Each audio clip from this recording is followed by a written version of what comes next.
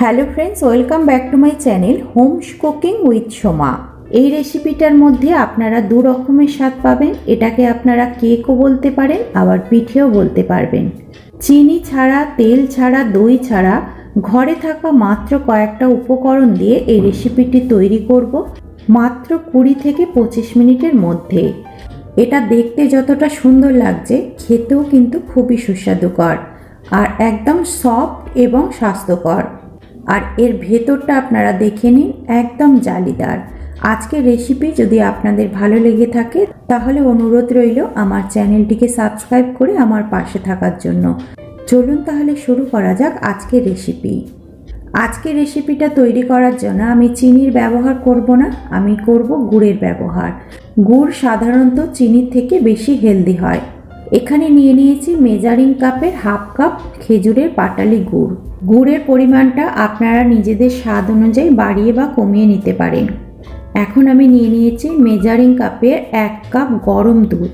এই গুড়ের মধ্যে গরম দুধটাকে ঢেলে দিলাম, তাতে খুব তাড়াতাড়ি গুড়টা মেল্ট হয়ে যাবে। আর এইভাবে নাড়িয়ে এটাকে 5 মিনিট রেস্টের জন্য রেখে দিলাম। এদিকে একটা মিক্সিং জারের মধ্যে নিয়ে নিলাম মেজারিং কাপের 1 কাপ সুজি। সরু দানা সুজি থাকলে সুজিটাকে গুঁড়ো করতে হবে না। এখানে আমি মোটা দানা সুজি ব্যবহার করেছি, তাই আমি সুজিটাকে একটু মিহি করে গুঁড়ো করে নিলাম। একটা ছোট বাটির ওপরে একটা স্ট্রেনার নিয়ে নিয়েছি আর আগে থেকে ভিজিয়ে রাখা গুড়টাকে আমি এর মধ্যে ঢেলে ভালো করে ছেঁকে নিচ্ছি। যদি গুড়ের মধ্যে কোনো রকম নোকরা বা কাঠি থেকে থাকে তাহলে স্ট্রেনারের ওপরে ছাঁকা হয়ে যাবে। এবার আমি ব্যাটার তৈরি করব, তার জন্য একটা বড় পাত্রের মধ্যে এই দুধটাকে আমি ঢেলে নিলাম আর এর মধ্যে দিয়ে দিলাম গুঁড়ো করে রাখা সুজি। সুজিটাকে খুব ভালো করে মিশিয়ে দিতে হবে। আমি এখানে মেজারমেন্ট কাপ ব্যবহার করেছি, আপনারা যে কোনো পাত্রর মাপ করে এটা করতে পারেন, তবে আমি যেভাবে মেজারমেন্টগুলো বলেছি ঠিক একই রকমভাবে ব্যবহার করবেন, তবে পারফেক্ট রেসিপিটা হবে। সুজিটা দুধের সঙ্গে ভালো করে মিশিয়ে দিয়ে ঢাকা দিয়ে 15 থেকে 20 মিনিট রেস্টের জন্য রেখে দিলাম। এই পিঠে বা কেকটা তৈরি করার জন্য আমি এখানে ছোট সাইজে 3টে বাটি নিয়ে নিয়েছি আর তার মধ্যে কয়েক ফোঁটা তেল দিয়ে দিলাম।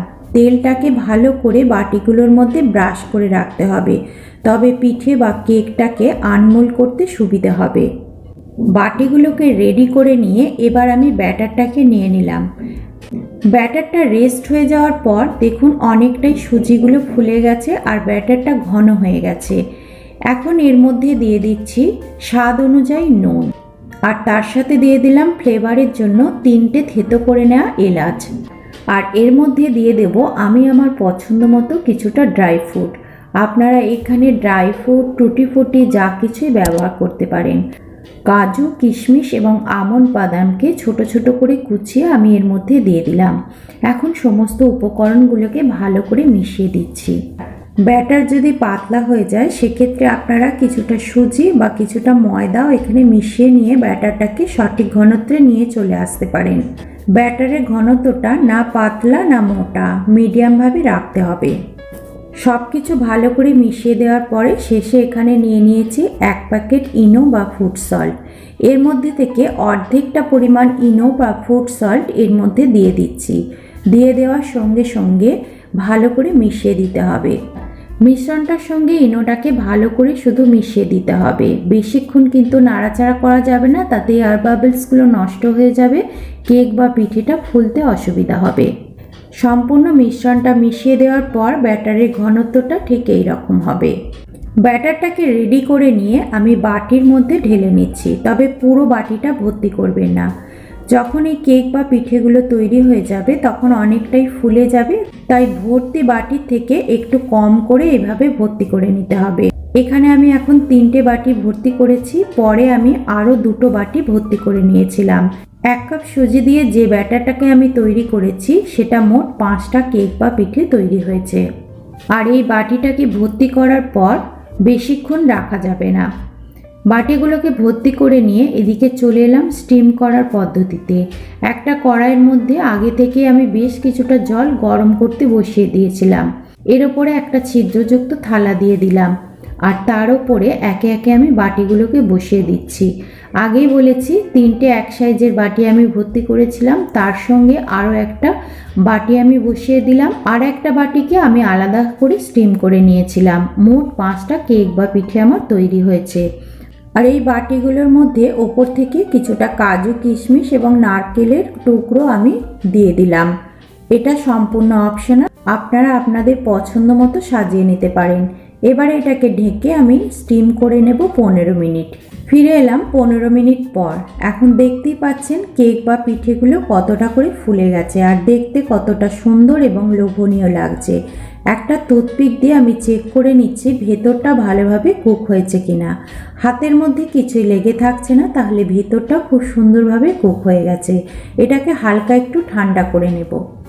কেকগুলোকে আনমোল্ড করতে হবে, তার জন্য হাত দিয়ে এইভাবে একটু সাইডগুলোকে চাপ দিলে সাইডগুলো বাটি থেকে ছেড়ে বেরিয়ে আসবে। আর তারপর এইভাবে একটু হাতের ওপর উল্টে দিয়ে ঠুকে দিলেই এক একটা পিঠে অতি সহজেই বেরিয়ে আসবে। তাহলে দেখতেই পাচ্ছেন পিঠেগুলো কত সুন্দরভাবে তৈরি হয়ে গেল। প্রত্যেক দিনের মতো আজকেও বলছি, ভিডিওটি যদি আপনাদের ভালো লেগে থাকে তাহলে অনুরোধ রইল ভিডিওটিকে লাইক শেয়ার করার জন্য, আর কমেন্টে অবশ্যই আপনার মতামত আপনি আমাকে জানাতে পারেন। একটা পিঠে বা কেক আপনাদের ভেঙে দেখিয়ে দিচ্ছি, দেখুন এগুলো কতটা ভেতর থেকে স্পঞ্জি এবং জালিদার হয়েছে। আজ তাহলে এই পর্যন্তই, দেখা হবে পরবর্তী ভিডিওতে। এতক্ষণ সঙ্গে থাকার জন্য আমার সকল বন্ধুদের অসংখ্য ধন্যবাদ।